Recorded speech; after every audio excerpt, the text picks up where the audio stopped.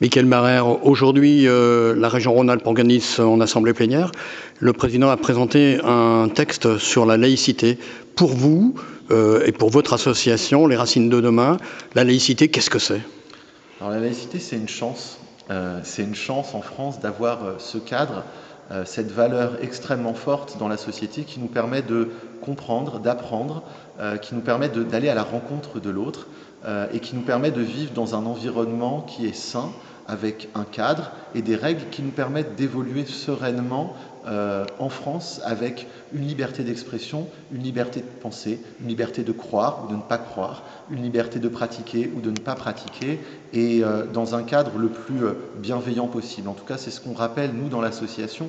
La laïcité permet ces échanges-là. Et c'est justement dans ce cadre-là qu'on travaille avec des institutions et des collectivités territoriales pour ancrer ces valeurs, cette valeur de la laïcité, ces valeurs républicaines dans un cadre bienveillant, tout en parlant de tout, sans tabou et sans jugement, tout simplement en parlant des identités qui peuvent nous traverser, que ce soit des identités collectives ou des identités personnelles, et arriver à faire le lien entre ces valeurs-là et ce que nous, on peut être ici en France. C'est dans ce cadre-là, ce cadre laïque, que vous organisez ou vous aidez des formations qui présentent le fait religieux, c'est-à-dire les religions finalement présentes ici en France, juives, chrétiennes, musulmanes. Effectivement, on travaille avec différentes associations et différentes organisations pour travailler sur la gestion du fait religieux et la gestion de la différence, pour comprendre qui est l'autre, comment il se construit, qu'est-ce qui l'anime et qu'est-ce qui nous rassemble,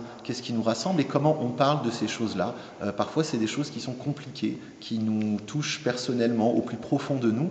Et c'est parfois compliqué d'aborder ces sujets-là. On accompagne, on outille des enseignants, des responsables de groupe, des personnes qui sont en responsabilité et qui sont là pour transmettre des savoirs. Et donc on leur apporte ces savoirs, cette connaissance de manière professionnelle, de manière bienveillante toujours, en ramenant des faits, en ramenant une histoire, une anthropologie des religions, la sociologie des religions et des croyances, pour permettre un dialogue plus apaisé dans la société.